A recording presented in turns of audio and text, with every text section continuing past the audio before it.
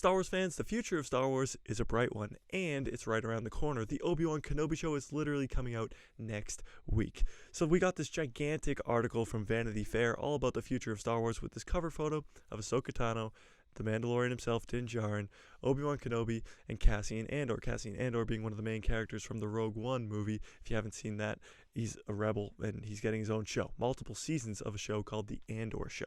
So this article goes into all the future projects for Star Wars in the upcoming future, movies, shows, all of it. So let's get right into all of it right now. What's up, guys? Mike, a guy who loves Star Wars here. So today we're talking about this new Vanity Fair article. It's a wicked long article. I won't be reading the whole thing to you. I'm just going over the highlights. So if you want to read the whole thing yourself, go to Vanity Fair.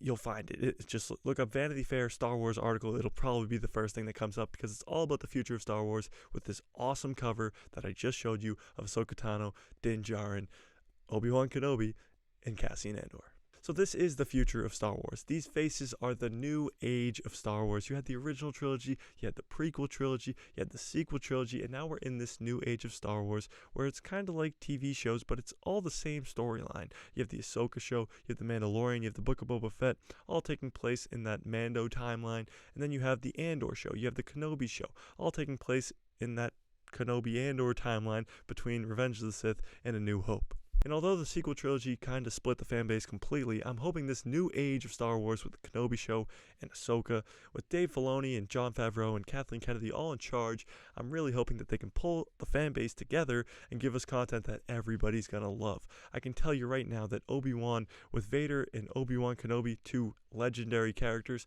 coming back to the big screen, your TV screen, people are going to either love it or absolutely hate it. And if Star Wars knocks it out of the park with the Kenobi show, they're on a great new path to reuniting this fan base. This fan base is completely split. We need something to bring it all back together. And I'm really hoping it's the Kenobi show to start, and then the Andor show, and then the Ahsoka show, and Mandalorian Season 3, and we're just going to keep rolling from there.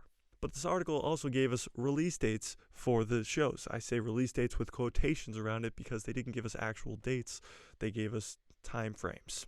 The Kenobi show, of course, we know is May 29th, but other than that, we don't know any actual set dates. The Andor show does say late summer, which we were predicting. The Mandalorian Season 3, though, says late 2022 or early 2023, which is very exciting because we could be getting Mandalorian Season 3 by the end of this year. Or it could be like the Book of Boba Fett, where it ends this year and goes into next year. And the Ahsoka show says it's coming in 2023, but it kind of specifies on the earlier side of 2023. We're not going to get it in the fall or winter of 2023. We're going to get it on the early spring/summer side. I think it's going to be the same way we got the Book of Boba Fett in December, January, and February, and now we're getting the Obi-Wan Kenobi show in May. I think that's going to be the same thing with the Mandalorian Season 3 and the Ahsoka show come next year. This article does have a lot of quotes from different people. Kathleen Kennedy especially has mentioned a lot about the movie side of Star Wars in this article, so I suggest you do go read that whole article, but pretty much the highlights are that Rian Johnson's trilogy, it ain't happening. She pretty much says that, oh, he's too busy with Netflix. He has this new deal with Netflix. He's a little bit too busy. No. What she's trying to say is Rian Johnson screwed up big time with The Last Jedi. Whether you like it or you don't, he clearly had an intention to just completely split the fan base one way or the other. He said it himself. He wants this movie to be the most divided the fan base can get, and that's what he did with The Last Jedi. So I don't think Kathleen wants him touching Star Wars with a 10-foot pole. Which again is smart. Even if you like The Last Jedi, I'm sure you see that it split the fan base completely and caused The Rise of Skywalker to just be a jumbled mess trying to fix the problems of The Last Jedi. So I'm sure nobody wants Rian Johnson back on Star Wars. She also briefly mentions Taika Waititi and Patty Jenkins having their respective movies. They're getting their own solo Star Wars films. Nothing really what they're about. We know Patty Jenkins is supposed to be a Rogue Squadrons movie, but we don't know when that takes place. We don't know what's going on there. Taika Waititi, we don't know anything about his movie. Literally nothing. We don't know a time frame. We don't know characters. Absolutely nothing. But as of right now, there's supposed to be a Star Wars movie that comes out in December of 2023, and we don't know which one it is. For a long time, we thought it was Rogue Squadrons by Patty Jenkins, but there's been reports that that's not going to happen. And now it's looking more like it could be Taika Waititi's movie, but we don't know what that's going to be about at all. The way that Disney is reporting they're going to do movies from now on is they're going to have the Avatar come out this December, and then next December have a Star Wars movie, then the December after that, an Avatar movie, and then the December after that, a Star Wars movie, then the December after that, an Avatar movie, and then the December after that, a Star Wars movie. Just going back and forth between Star Wars movies and Avatar movies. Now, here's my problem with that. The Avatar movie, the first one, of course, broke records. It's, I think, still the most sold tickets, whatever. Most made movie money. Yeah, that's a sentence. That's sentence. It made the most money in the box office. But, I mean, that is a good movie, sure. But a second, third, fourth, and fifth movie of that, no thanks. No. Just give us a Star Wars movie every single year, right? Right?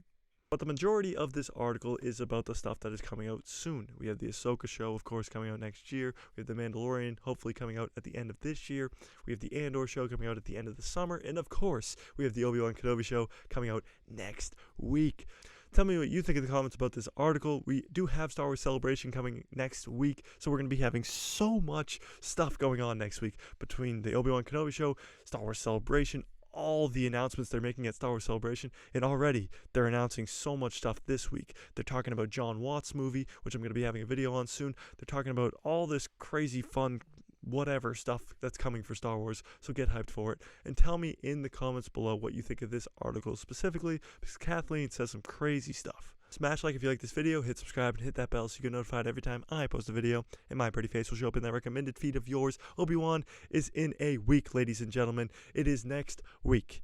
And so is Star Wars Celebration. So make sure you smash subscribe and that bell so you get notified every time I post a video, because Star Wars Celebration is going to have me up all night making videos. And may the Force be with you. Always.